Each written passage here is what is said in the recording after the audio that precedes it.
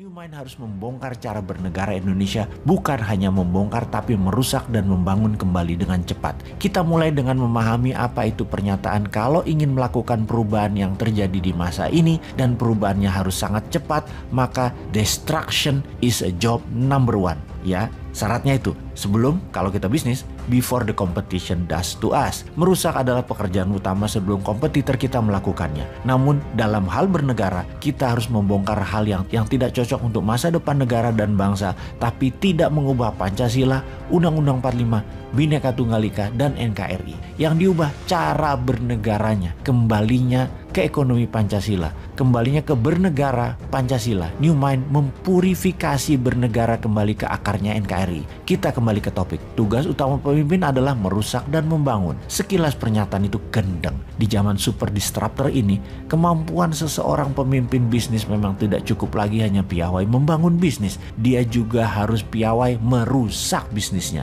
Steve Jobs piawai merusak Apple dari Apple 1.0 yang hampir bangkrut menjadi Apple 2.0 yang gagah perkasa dengan iPod, iPhone, dan App Store-nya hingga saat ini. Cerita lain lagi. Layanan pos mati dimakan killer apps baru seperti email, SMS, WA, Telegram, dan ATM. Kodak yang lebih dari 100 tahun perkasa kemudian dihabisi oleh layanan foto sharing yang diberikan perusahaan seperti Instagram. Kemudian TV free to air dibunuh oleh YouTube, Netflix, serta TikTok. Perusahaan-perusahaan yang dulu hebat seperti Kodak, GM, General Motor, Nokia, atau Sony terus-menerus babak belur mengalami kemunduran karena tidak kunjung menemukan CEO yang mampu merusak fondasi model bisnis yang kini sudah tidak relevan lagi. Karena itu seorang CDO, Chief Destructive Officer, kini adalah sosok yang paling diburu di perusahaan-perusahaan seantero jagat raya.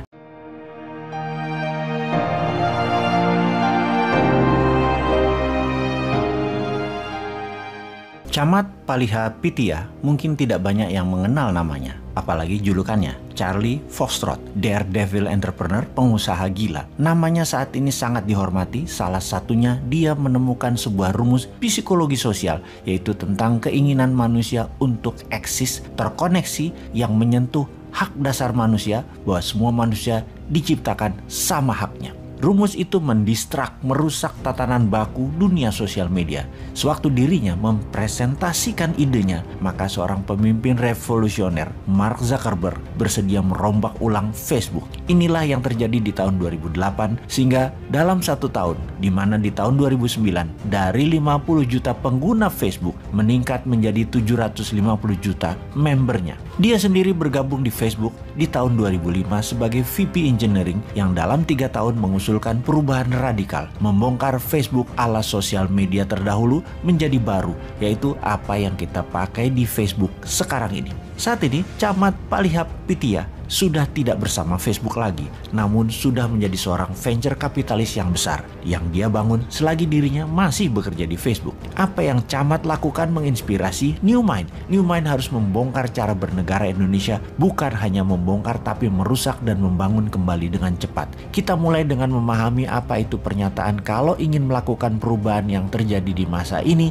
dan perubahannya harus sangat cepat, maka destruction is a job number one. Ya, syaratnya itu, sebelum kalau kita bisnis, before the competition does to us. Merusak adalah pekerjaan utama sebelum kompetitor kita melakukannya. Namun dalam hal bernegara, kita harus membongkar hal yang tidak cocok untuk masa depan negara dan bangsa, tapi tidak mengubah Pancasila, Undang-Undang 45, Bhinneka Tunggal Ika, dan NKRI. Yang diubah cara bernegaranya, kembalinya ke ekonomi Pancasila, kembalinya ke bernegara Pancasila. Newmind mempurifikasi bernegara kembali ke akarnya NKRI. Kita kembali ke topik. Tugas utama pemimpin adalah merusak dan membangun. Sekilas pernyataan itu gendeng. Di zaman super disruptor ini, kemampuan seseorang pemimpin bisnis memang tidak cukup lagi hanya piawai membangun bisnis. Dia juga harus piawai merusak bisnisnya. Steve Jobs piawai merusak Apple dari Apple 1.0 yang hampir bangkrut menjadi Apple 2.0 yang gagah perkasa dengan iPod, iPhone, dan App Store-nya hingga saat ini. Cerita lain lagi. Layanan pos mati dimakan killer apps baru seperti email, SMS, WA, Telegram, dan ATM. Kodak yang lebih dari 100 tahun perkasa kemudian dihabisi oleh layanan foto sharing yang diberikan perusahaan seperti Instagram. Kemudian TV free to air dibunuh oleh YouTube, Netflix, serta TikTok. Perusahaan-perusahaan yang dulu hebat seperti Kodak, GM, General Motor, Nokia atau Sony terus-menerus babak belur mengalami kemunduran karena tidak kunjung menemukan CEO yang mampu merusak fondasi model bisnis yang kini sudah tidak relevan lagi. Karena itu seorang CDO, Chief Destructive Officer, kini adalah sosok yang paling diburu di perusahaan-perusahaan seantero jagat raya.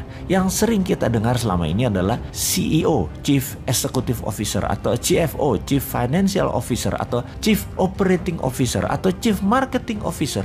Kini ada bintang baru yang namanya CDO, Chief Destruction Officer.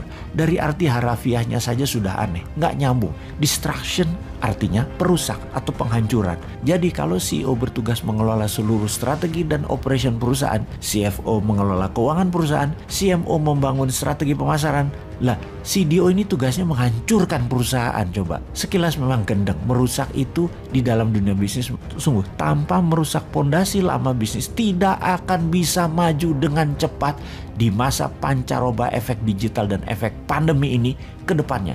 Jadi kalau kita contohkan dunia bisnis yang memerlukan CDO, maka pada masa ini di dalam dunia bernegara, pemimpin Indonesia ke depan haruslah pemimpin yang juga memiliki kemampuan merusak dan membangun dengan cepat bangsa dan negara ini. Landscape dunia sekarang ini bergerak dengan kecepatan tinggi, secepat kecepatan cahaya. Ada chaotic, radikalisme, turbulence, violent, uncertainties, dan unpredictable. Dan masih banyak lagi istilah yang digunakan untuk menggambarkannya keadaan saat ini. Landscape dunia saat ini bergerak dengan kecepatan cahaya ini bukan tanpa resiko dan bukan tanpa bahaya. Bahayanya sangat-sangat besar. Ada climate change, ada krisis ekonomi karena pandemi, ada krisis kesehatan, ada biological warfare, ada krisis keterbatasan sumber energi. Untuk bisa survive di tengah perubahan yang chaotic dan membuat Indonesia menjadi negara superpower, maka kata kuncinya terletak pada satu kata, yaitu penghancuran.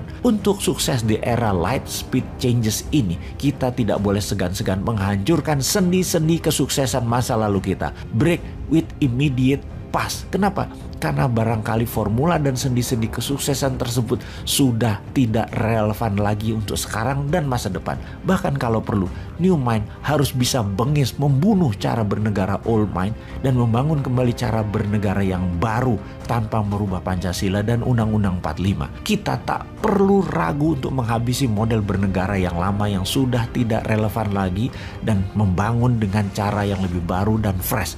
New mind tak segan-segan melakukan kreatif destruction, penghancuran secara kreatif. Krisis bisa terjadi kapanpun dan terus mengintai tanpa sinyal, tanpa pemberitahuan. Maka kreatif destruction haruslah dilakukan sekarang demi Indonesia menjadi negara superpower di tahun 2045. Cara bernegara kita, SDM kita, sistem kerjasama antar departemen yang kita bangun, budaya bernegara kita, para pejabatnya harus memiliki kapasitas dan kepiawaian untuk melakukan kreatif destruction. Indonesia di bawah New Mind haruslah memiliki alert system untuk mengendus munculnya krisis dunia dan penjajahan ekonomi modern yang dilakukan oleh negara-negara besar lainnya untuk mengambil kekayaan alam Indonesia. Kalau sudah demikian, menjadi jelas bahwa kesuksesan bernegara Indonesia akan ditentukan oleh kapasitas melakukan creative destruction. Dan kalau kita sepakat dengan keberlangsungan survival of the nation adalah tujuan paripurna membangun kekuatan bernegara, maka kesuksesan itu tak lain adalah sebuah perjalanan panjang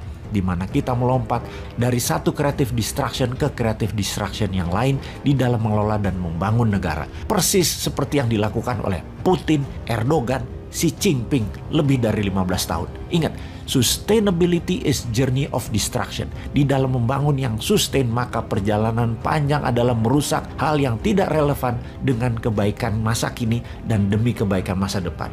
Untuk sukses melakukan destruction safari, kita butuh seorang pemimpin bangsa yang juga seorang destruktif, konstruktif. Siapakah itu di masa depan yang bisa membangun tanpa asing, tanpa hutang dan menomorsatukan karya anak bangsa itu?